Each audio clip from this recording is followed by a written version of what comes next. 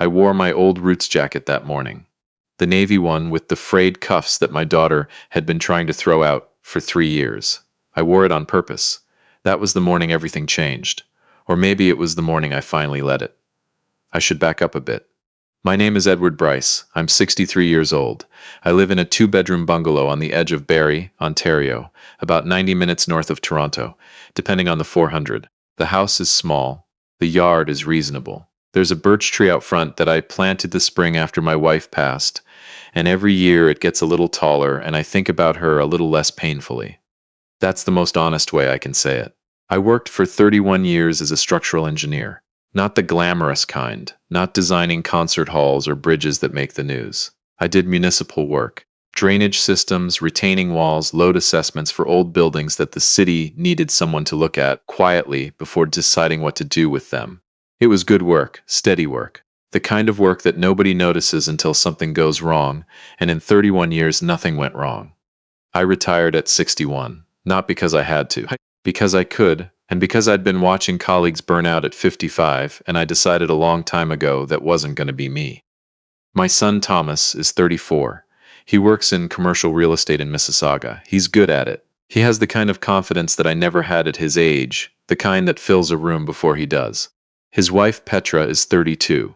She's from a family in Oakville that measures worth in postal codes and vehicle makes. Nice enough when it cost her nothing to be. They have 2 kids. A boy named Owen, who is 7, and a girl named Maeve, who is 5. I drove up to see them once a month until things got difficult, then twice a month. Then I stopped counting because it started to feel like something I was keeping score of, and I didn't want to become that kind of grandfather. My daughter, Simone, is 30. She lives in Halifax. She calls me every Sunday, and she would have handled this whole thing differently, loudly, immediately, with a lot of well-placed swearing. But she wasn't there. It was just me, my jacket, and a Tuesday morning in November. The trouble started the summer before last in a way that trouble usually starts, gradually and then all at once. Thomas and Petra were looking at a house. Not a house, really. A property. 4,000 square feet in Innisfil backing onto the water. It was the kind of place that people in their position buy when they want to signal that they've arrived somewhere. I understood the impulse. I didn't share it, but I understood it. The issue was the down payment. They were short. Not catastrophically short, but meaningfully short. Enough that the deal didn't work without help. Thomas called me on a Wednesday evening. He was careful on the phone, the way he gets when he wants something. He started with how the kids were doing, how Maeve had started swimming lessons, how Owen had scored twice in his last hockey practice. I listened to all of it because I love my grandchildren and because I knew what was coming. Dad, he said eventually, we're about 140 short. $140,000. I didn't say anything immediately. I did the thing I've always done, which is pause long enough to make sure the words I say next are actually the words I mean. I'll think about it, I told him. What I didn't tell him, what I hadn't told either of my kids, was that the previous spring I had sold my share of a small engineering consultancy that a colleague and I had been running on the side for 11 years. Weekends, mostly. Some evenings. We'd built it carefully, the way I build most things, without anyone watching, without fanfare. When my partner retired and we dissolved it, my share came out to just over $2 million. I put most of it into a registered account and a few conservative ETFs. I kept living exactly the way I'd been living. I still drove a 2017 Subaru Forester with a crack in the passenger seat that I'd been meaning to get fixed. I still bought my dress shirts at Mark's Work Wearhouse. I still made my own coffee. My children had no idea. It wasn't deception, exactly. I'd never lied. I'd just never mentioned it, the same way I'd never mentioned a lot of things about my life that felt like mine to carry. My wife had known, in broad strokes, that we were comfortable. She'd died before the sale. She never knew the number. I'm not sure it would have mattered to her, which is one of the many reasons I loved her. I told Thomas I'd think about it. I thought about it for 2 days. Then I transferred $140,000 to his account with a fort note that said to consider it an early inheritance, and to let me know when they moved in so I could bring a housewarming bottle of something decent. He called me back the same afternoon. He was warm, genuinely warm, the way he gets when he's relieved. Petra got on the phone and thanked me. She sounded grateful in that particular way where you can tell the gratitude is real, but also slightly surprised, like she hadn't expected me to come through. I didn't ask for anything in return. That's not who I am. But I filed it away. The surprise in her voice. I filed it away without intending to use it, the way you file away a lot of things when you've been paying attention your whole life. The problem started after they moved in. It was small things at first. Invitations that arrived late, the kind of late where you couldn't make it, but you couldn't quite prove it was intentional. Comments at Christmas dinner about the Forester being a lot of car for just one person, said with the gentle pity that's worse than actual rudeness. Petra mentioning the private school in Barrie, St. Andrews, and how some of the families there were just a different crowd. I didn't ask what crowd she thought I was. Then last September, Thomas called about Owen. He was applying for a partial scholarship at a private school in Collingwood, not St. Andrews, a different one, the kind with a proper hockey program and dormitory options. The scholarship required a financial assessment. Thomas asked carefully if I would be willing to let them list me as a financial dependent, not as a dependent exactly, but in a way that would make the household income look lower, because the scholarship committee weighted need. I'm going to be honest about what happened in that moment.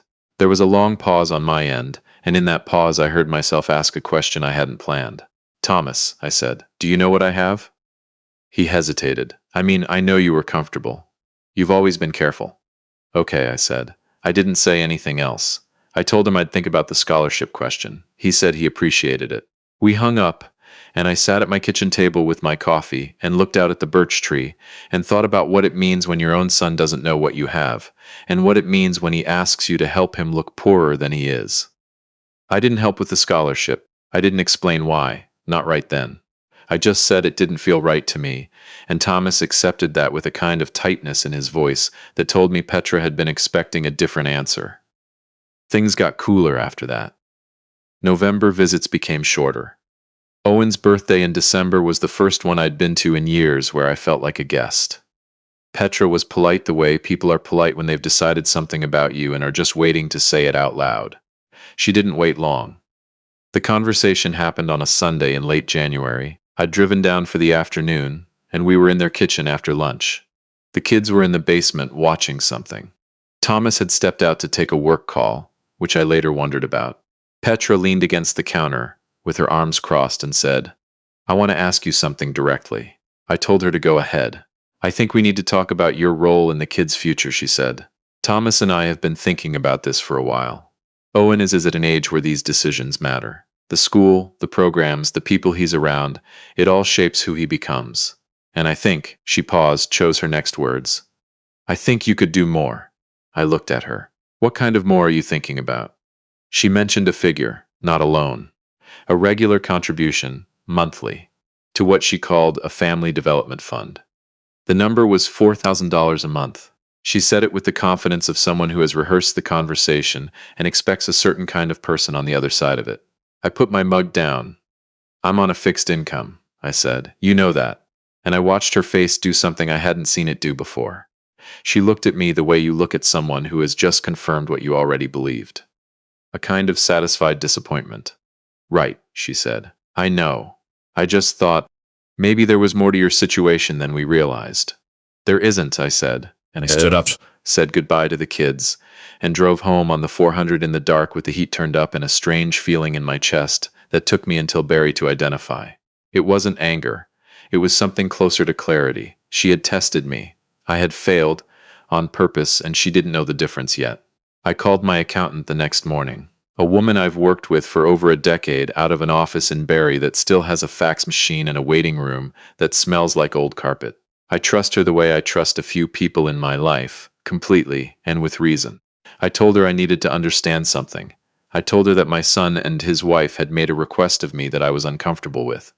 I told her I needed to think about the nature of what I'd built and how it was structured, and what, if anything, I was obligated to disclose to anyone. She listened. She asked a few questions. Then she said something I've thought about many times since. Edward, she said, your assets are yours. You've earned them legally, you've reported them properly, and what you choose to tell your family is a personal decision, not a financial one. I asked her if she could help me set up a formal trust. Not to hide anything, I want to be clear about that, but to protect it properly. To make sure that the money I'd spent 30 years building went where I wanted it to go, on the timeline I chose, in the way I intended. We spent 3 weeks working on it. A family trust, properly drafted, administered by a trustee I appointed. My accountant and I met with a lawyer in Barrie, a quiet office on Dunlop Street, nothing fancy, and by the time we were done, my assets were structured in a way that was completely above board and completely invisible to anyone who wasn't looking for them. I told nobody. Thomas called in February to see how I was doing, and we had the kind of conversation fathers and sons have when something has been strained, but neither of them wants to be the first to say so. It was fine. I love my son. That part was never in question. Petra did not call. The school meeting was in March. Thomas phoned on a Thursday evening to say that Owen had been waitlisted at the school in Collingwood. Not rejected, but not admitted, and the issue was the financial assessment. The scholarship committee had come back with questions. They wanted a family meeting to discuss Owen's eligibility and the family's broader financial picture. And they wanted the grandparents present, if available. I said I was available. I want to say something about that morning, the morning of the meeting. I want to say it carefully because it matters. I did not dress up. Not because I was making a point, or not only because I was making a point, but because I don't own dress clothes anymore the way I used to. When I retired, I gave most of my suits to a donation bin in Barrie. I kept one for funerals and occasions that require it. But on a Tuesday morning in March for a school meeting, I wore what I wear. Dark pants, a flannel shirt from Canadian Tire, and that old Roots jacket. Navy, frayed cuffs. My late wife had given it to me for my 52nd birthday, and I have never been able to throw it out. I drove to Collingwood in the Forester. I parked in the visitor lot. I noticed that Thomas and Petra were already inside. I could see their car, a new Highlander, silver, and I took a moment in the parking lot to look at the school. It was a nice building, old stone face, newer additions behind it. The kind of school that charges what it charges because it can. I went inside. The meeting was in a small conference room off the main office.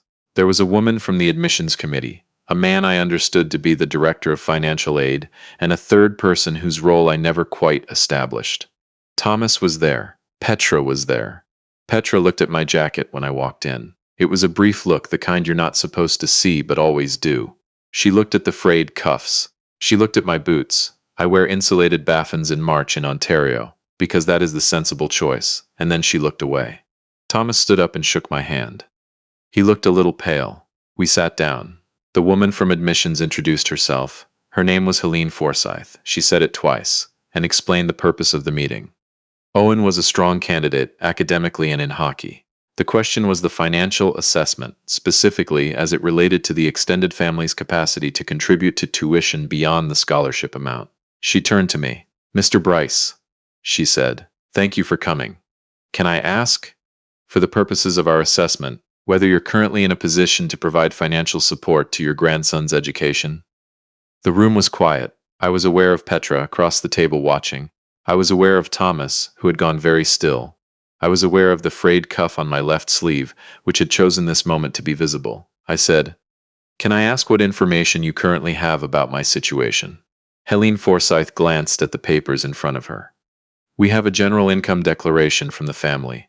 It lists you as retired, with a pension income." "That's partially correct," I said. I reached into the inside pocket of my jacket, the Roots jacket, frayed cuffs and all, and I placed a document on the table. A letter from my accountant summarizing the trust. Not all the details. Enough details. Helene Forsyth picked it up. She read the first page. I watched her expression shift in a way that is difficult to describe. It was not shock exactly, it was more like recalibration, the look of someone who is updating a very significant spreadsheet in real time. The financial aid director leaned over to read it with her. The number on the document was the approximate value of my trust. It was not a small number. Petra made a sound. I don't know how to describe it except to say it was the sound of an assumption collapsing. She looked at Thomas. Thomas was looking at the table. Helene Forsyth set the document down. "Mr. Bryce," she said, and her tone had changed completely. "Thank you for bringing this. I wanted to be accurate," I said. "I apologize if the earlier picture was incomplete."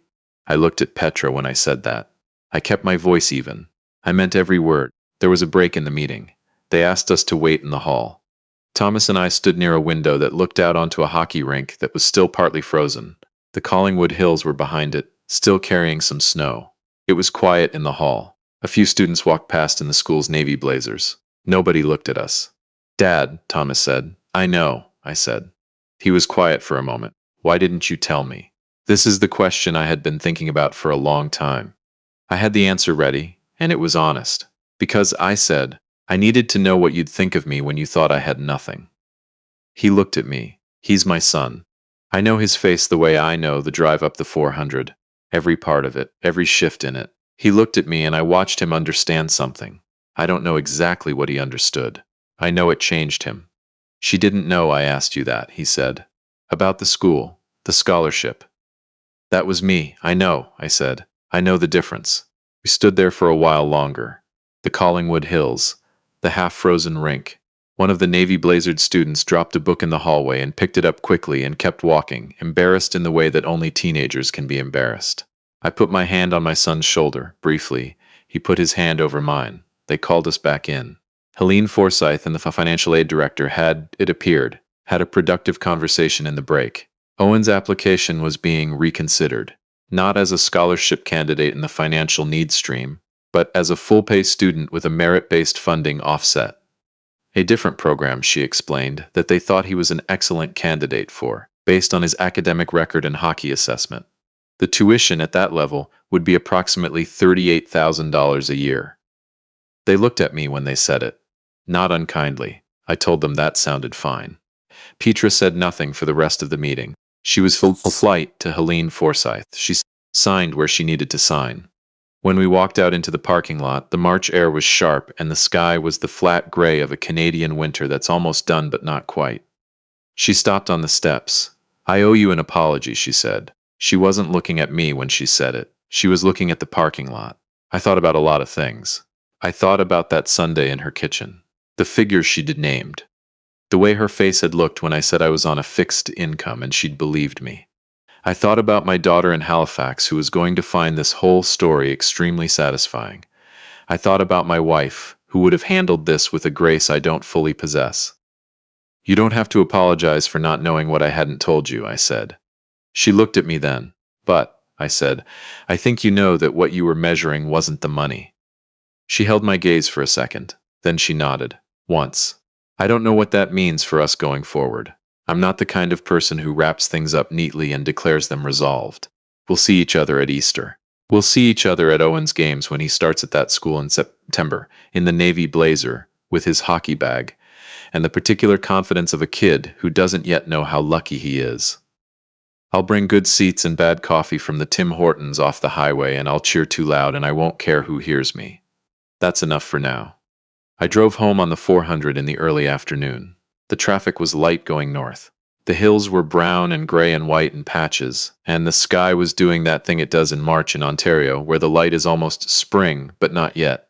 I had the radio on, a CBC thing, someone talking about something I can't remember now.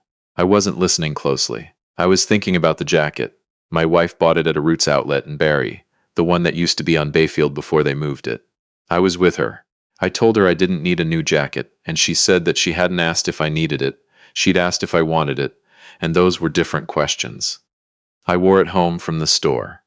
We stopped for a fish and chips at a place on the way back and sat in a booth and talked about nothing in particular. It was her birthday month, I remember. She always said the jacket made me look distinguished. I told her the frayed cuffs undermined that somewhat. She said the frayed cuffs were the whole point. I've worn it through 11 winters since then. I'm going to wear it through 11 more if I can. Owen doesn't know yet that his grandfather paid for his school. When he's old enough to understand what that means, not the money, but the decision, the quiet, the patience involved in letting things unfold the right way, I'll tell him. Or maybe he'll figure it out himself. He's a sharp kid, too sharp for his own good sometimes, which is how I know he'll be fine. Maeve climbed into my lap at the end of the meeting day, after we'd come back to the house in Innisfil for dinner. She's 5. She asked me if my jacket was old. I told her yes, it was old. She said it smelled like my car. I said I'd take that as a compliment. She fell asleep against my shoulder about 20 minutes later, with the particular dead weight of a small child who has decided you're safe. And I sat very still for as long as I could because I knew if I moved, she'd wake up, and the moment would be gone. A quiet life is not a small life. My wife told me that. Not in those words exactly, but in every way that mattered. I've been slow to understand it. I think I'm getting there.